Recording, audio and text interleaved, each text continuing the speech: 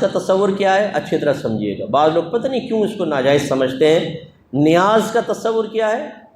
پہلے سمجھ لیں کہ نیاز، نظر، یہ ایک تحفے کا نام ہے۔ جب پہلے بادشاہوں کی خدمت میں کچھ پیش کرتے تھے نا، کہتے تھے حضور ایک نیاز آپ کی خدمت میں پیش ہے، کچھ نظر کرنا ہے، اس تحفے کو کہتے تھے۔ تو جب ہم اللہ کے ولیوں کی بارگاہ میں کچھ تحفہ پیش کرتے ہیں تو اس کو نیاز اور نظر سے تعبیر کر دیتے ہیں۔ بس یہ ایک تو اس کا مفہوم ہے۔ یہ ہے کیا؟ کوئی کھانا وغیرہ جیسے بناتے ہیں، وہ صرف اللہ کے لیے بنے گا۔ کھانا کس کے لیے بنے گا؟ اللہ کے لیے۔ ثواب کون دے گا؟ صرف میرا رب دے گا، ولی نہیں دے گا۔ نہ ہم ولی کے لیے کھانا بناتے ہیں، نہ ولی ثواب دے گا، ثواب صرف میرا رب دینے والا ہے، وہی دے گا، وہی قبول کرتا ہے، وہی رد کرتا ہے، میرا رب کی مرضی۔ ہاں ہمیں یقین ہوتا ہے، حسن ظن ہوتا ہے کہ اللہ تبارک و تعالی ہمیں جو اس کے بدلے میں ثواب دے گا وہ ہم پھر بزرگ کو ایصال کر دیتے ہیں، بھیج دیتے ہیں۔ وہ بھی صحیح حدیثوں سے ثابت نہ ہوتا تو ہم اپنے پاس سے تو نہیں کر سکتے تھے دینی معاملات۔ نبی کریم نے صحابہ کرام کو اجازت دی ہے کہ اپنے والدین کے لیے آپ ثواب جاریہ کریں، ان کو ثواب ایصال کریں، کثیر حدیثیں موجود ہیں۔ تو یہ تصور آیا کہ جی کھانا بنائیں اللہ کے لیے، اللہ ہی ثواب دے گا، حسن ظن ہے کہ ثواب ملا ہوگا، وہ ثواب فلاں بزرگ کو پیش کر دیا۔ اب چونکہ ثواب ایک تحفے کے طور پہ پیش کر رہے ہیں تو اس کو پھر ہم نیاز سے تعبیر کر دیں۔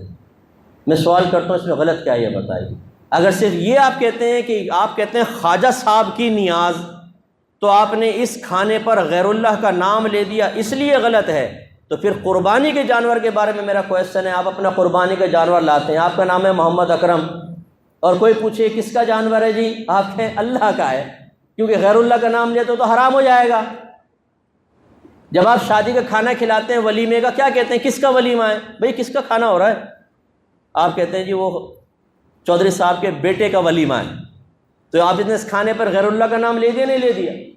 یہ بھی حرام ہونا چاہیے۔ اگر صرف نام غیر اللہ کا لینے سے چیز حرام ہو جاتی تو بھائی پھر تو ہر چیز حرام ہو جائے گی۔ معاذ اللہ ثم معاذ اللہ، ایک عالم نے لکھا، میں نہیں کہہ رہا ہوں، ایک عالم نے لکھا کہ اگر بیوی کے بارے میں پوچھیں کس کی بیوی ہے تو کیا بولیں گے؟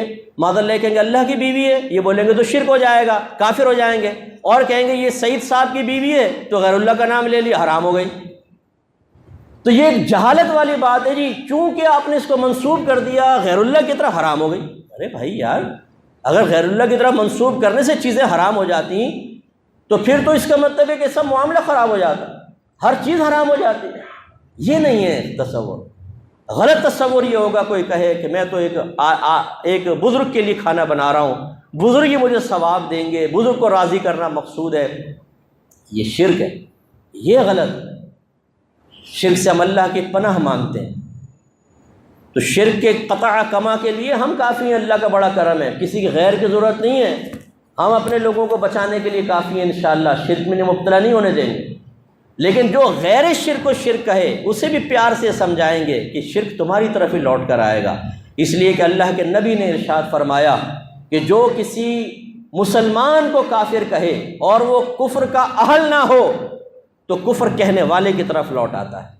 علماء نے فرمایا اس کا ظاہر تو یہی ہے کہ جو کسی مسلمان کو کافر کہے اور وہ کافر نہیں تو کہنے والا خود کافر ہو جائے گا۔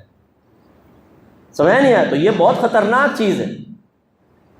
اب میں تو نیاز کا قائل ہوں، اور بھی ہزارہ امام نیاز کے قائل ہیں۔ سوال یہ پیدا ہوتا ہے، آپ کہتے ہیں نیاز شرک ہے، پھر مشرک کے پیچھے نماز بھی پڑھ لیتے ہیں، یہ بڑی حیرت انگیز بات ہے۔ اب سوال یہ پیدا ہوتا ہے جو مشرک امام بیٹھا ہوا ہے اس کے پیچھے آپ نماز پڑھ رہے ہیں تو بتائیں اسے مشرک سمجھا کہ نہیں سمجھا؟ آپ کے نزدیک تو مشرک ہے۔ اگر مشرک آپ نے نہیں سمجھا تو پھر مشرک کو غیر مشرک کہنا، اس کا مطلب اس کے عقیدے ٹھیک کہہ رہے ہیں آپ گئے کام سے۔ مطلب کسی ہندو کو بولیں اس کے عقیدے بالکل ٹھیک ہیں، اس کے پیچھے نماز پڑھ لو، کافر ہو جائیں گے نہیں ہو جائیں گے؟ تو اگر ایک مشرک امام آپ خود کہہ رہے ہیں یہ شرک کرتا ہے، نیاز کھاتا ہے، شرک کرتا ہے، تو مشرک ہوا۔ مشرک کے پیچھے نماز پڑھنا ثابت کرتا ہے آپ اسے مشرک نہیں سمجھ رہے، غیر مشرک سمجھ رہے، تو مشرک کو غیر مشرک کہنا خود ایک شرک ہے، خود کفر ہے، گئے آپ کام سے۔ اور اگر آپ کہتے نہیں مشرک تو ہے لیکن نماز پڑھنا جائز ہے، تب بھی کافر ہو جائیں گے۔ اور اگر آپ کہیں نہیں ہم تو ویسے ہی کہہ رہے تھے مشرک نہیں، تب بھی کافر ہو جائیں گے۔ بتاؤ بھاگو گے کہاں؟ کون سے راستے سے بھاگو گے؟ نہیں کریں یہ غلط حرکتیں۔ جو مشرک نہیں ہے اسے خواہ مخواہ مشرک مت کہیں، ورنہ اپنی زندگی آپ کی عذاب میں آئے گی۔ اب ضمناً بات آ گئی تو سمجھاتا ہوں۔ جی یہ مزارات پہ شرک ہو رہا ہے، کیوں؟ ہم نے دیکھا ہے کہ آدمی سجدہ کر رہے ہیں، قبروں کو سجدہ کر رہے ہیں۔ او بھائی قبروں کو اگر کوئی سجدہ کر بھی رہا ہو اس سے مشرک کیسے ہو جائے گا یہ بتاؤ؟ سجدے کی تو دو قسمیں ہیں، ایک سجدہ تعظیمی ہوتا ہے، ایک سجدہ عبادت ہوتا ہے۔ ایک سجدہ تعظیمی، ایک سجدہ عبادت۔ جو مخلوق کو کرتے ہیں اس کو لینے چلے۔ اگر آپ کسی کو معبود سمجھ کے سجدہ کریں تو یہ سجدہ عبادت کہلائے گا، اس کا کرنے والا کافر اور مشرک ہو جائے گا۔ اور ایک ہوتا ہے سجدہ تعظیمی، کسی کو عظمت والا سمجھ کے اس کے سامنے جھکنا، جیسے پیر کو سمجھ لیا، مزار کو سمجھ لیا۔ یہ پہلی شریعتوں میں دیکھیں، یوسف علیہ السلام کے بھائیوں نے سجدہ کیا تھا، آدم علیہ السلام کو فرشتوں نے سجدہ کیا تھا، یہ سجدہ تعظیمی تھا۔ سجدہ تعظیمی پچھلی شریعتوں میں جائز تھا، ہماری شریعت میں حرام ہے لیکن کفر نہیں۔ اب ایک آدمی مزار پہ جھکا ہوا ہے، صاحب مزار کے سامنے، آپ کہتے ہیں دیکھو مشرک ہو گیا یہ۔ بھئی کیسے مشرک ہو گیا؟ ایک طرف تو آپ یہ کہتے ہیں کہ نبی کریم صلی اللہ علیہ وسلم کے لیے علم غیب ماننا شرک ہے، کفر ہے۔ نبی کو کیا پتا کہ دیوار کے پیچھے کیا ہوتا ہے، نبی کو کیا پتا دل کے، اور تمہیں پتا ہے کہ وہ کس نیت سے سجدہ کر رہا ہے؟ اس نے شرک کی نیت سے سجدہ کیا ہے، یعنی معبود سمجھ کے کیا ہے، یا اس نے قابل تعظیم سمجھ کے کیا ہے؟ آپ کو کیسے پتہ چلا؟ کیونکہ دونوں کے احکام علیحدہ ہیں۔ اور اگر آپ کہتے ہیں ہمیں پتہ ہے تو کافر ہو جائیں گے، علم غیب کا دعویٰ کیا، اور کہ آپ چاہے پتہ نہ ہو پھر بھی کیونکہ جھکا ہوا ہے اس لیے مشرک کہیں گے، تو پھر میں کہتا ہوں کہ یہ پوری مسجد والے بھی مشرک ہیں، آپ سب مشرک ہیں۔ اور ابھی شرک کریں گے آپ، وہ کیسے؟ میں دیوار کو سجدہ کروں گا، میں گیا، پہلی صف مجھے سجدہ کرے گی کیونکہ میرے پیچھے جھکے ہوئے ہیں آپ بھی گئے، دوسری صف بھی گئی، تیسری صف، ہر ایک دوسرے کے سامنے جھکا ہوا ہے۔ کیا کہیں گے آپ جواب میں؟ ارے مفتی صاحب سامنے جھکے ہوئے لیکن نیت تو اللہ کو سجدہ کرنے کی ہے نا۔ یہی تو جواب دے رہے ہیں کہ اصل نیت کا اعتبار ہے، جھکنے کا اعتبار نہیں ہے۔ آپ بھی تو جھکے ہوئے ہیں غیر اللہ کے سامنے، کیسے کافر و مشرک ہو جائیں گے جب تک کہ آپ کی نیت درست ہے؟ اس کا مطلب ہے اگر کوئی صاحب قبر کو سجدہ کرے گا تو سب سے پہلے نیت پوچھیں گے، بتا تو اس کو معبود سمجھ کے سجدہ کر رہا ہے یا قابل تعظیم؟ اگر معبود سمجھ کے کرے تو کافر و مشرک، اور اگر کہتا ہے کہ میں تو قابل تعظیم سمجھ کے سجدہ کر رہا ہوں تو ہم کہیں گے یہ شرک تو نہیں ہے، کفر تو نہیں ہے، لیکن تم گناہ گار ہو، یہ حرام کام کیا ہے تم نے۔ اب اس کا مطلب یہ اگر اس نے سجدہ تعظیمی کیا ہے تو کفر نہیں، اور آپ کہہ رہے ہیں یہ کافر و مشرک ہے۔ پھر حدیث سن لیجیے، نبی کریم نے فرمایا جو کسی غیر کافر کو کافر کہے، جو کفر کا اہل نہ ہو، تو کہنے والے کی طرف کفر لوٹ آتا ہے۔ اب آپ بتائیں، میرے خیال میں جاہل سے جاہل آدمی کو بھی پکڑیں گے نا مزار پر، جو بالکل گاؤں سے اٹھ کر آیا ہے، اور آپ اس سے کہیں گے بتا تو نے ابھی سجدہ کیا تھا صاحب مزار کو، کیا اس کو خدا سمجھتا ہے؟ وہ کہے گا لا حول ولا قوت، بھائی اللہ کے ولی تھے، میں تو تعظیم کر رہا تھا، یہی کہے گا وہ۔ کوئی کسی مسلمان سے آپ یہ تصور کر سکتے ہیں کہ خدا سمجھ کے سجدہ کر دے کسی کو؟ لیکن آپ نے قسم کھائی ہوئی ہے کہ غیر مشرک کو مشرک ضرور قرار دینا۔ تو اب بتائیں قصوروار کون ہے؟ جو سجدہ کر رہا ہے میں کہتا ہوں وہ بھی قصوروار ہے، لیکن اس سے بڑھ کر قصوروار وہ ہے جو اس کو مشرک کہہ رہا ہے۔ ہلکا ہاتھ رکھیے، پیار سے سمجھائیے، یہ کوئی ناقابل معافی جرم ہے۔ پیر کو سجدہ کرنا، تصویروں کو کرنا، بالکل کوئی اس کا قائل نہیں، یہ غلط ہے، اس کو روکنا چاہیے۔ لیکن روکنے کا یہ جو آپ نے انداز اٹھایا ہوا ہے کہ ڈنڈا اٹھایا، بول صحیح بول ورنہ مشرک کہوں گا تو جو ماروں گا تیرے سر پہ ڈنڈا، اس طرح آپ کے نبی نے بھی کبھی نہیں کیا۔ جو حقیقی مشرک تھے، شرک کر رہے تھے نا، ان کے ساتھ بھی نہیں کیا آپ کے نبی نے۔ پیار سے سمجھایا ہے، محبت سے سمجھایا ہے، ان کی برین واشنگ کی ہے، سلولی آہستہ آہستہ وہ پکے مسلمان ہوئے۔ آپ ڈنڈا اٹھا کے غیر مشرک کو مشرک کہہ کے سمجھتے ہیں کہ ہم دنیا سے شرک کو ختم کر دیں گے۔ میں آپ کو صحیح حدیث سنا دیتا ہوں، آپ کے نبی نے ارشاد فرمایا مجھے اپنی امت پر شرک کا خوف نہیں ہے، مجھے اپنی امت پر اب شرک کا خوف نہیں ہے، لیکن مجھے اس بات کا خوف ہے کہ دنیا ان کی طرف تیزی سے آئے گی اور یہ دنیا میں مشغول ہو جائے۔ ایک روایت میں سرکار نے فرمایا شیطان میری امت کو شرک میں مبتلا کرنے سے مایوس ہو چکا ہے۔ آپ کے نبی غیبی خبریں دیں کہ میری امت شرک نہیں کرے گی، آپ کہیں کہ ہر تیسرا آدمی مشرک، صلاۃ و سلام پڑھو شرک، 11ویں 12ویں کرو شرک، نیاز کرو شرک، اگر آپ کہتے ہیں یا رسول اللہ شرک، اگر آپ مزار پہ چلے جائیں شرک، اگر آپ کوئی مزار کو سجدہ کر دے حرام ضرور ہے لیکن وہ بھی شرک۔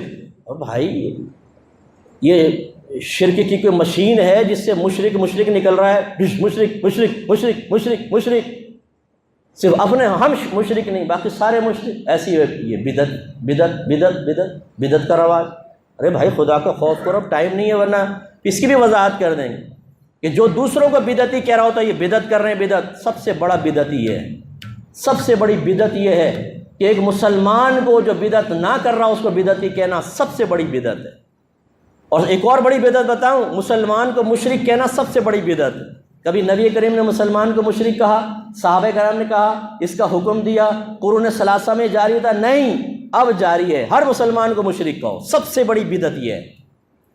تو اس لیے خدا را ہلکا ہاتھ رکھیے، چیز کو سمجھیے، اگر سمجھ میں نہیں آتا ہم سے ملیے، قرآن و حدیث کے دلائل آپ کے سامنے پیش کریں گے۔ جو آیات آپ پیش کرتے ہیں میں ایک دفعہ آپ کو گزارش کرتا ہوں ذرا معتبر تفسیر پڑھ لیں۔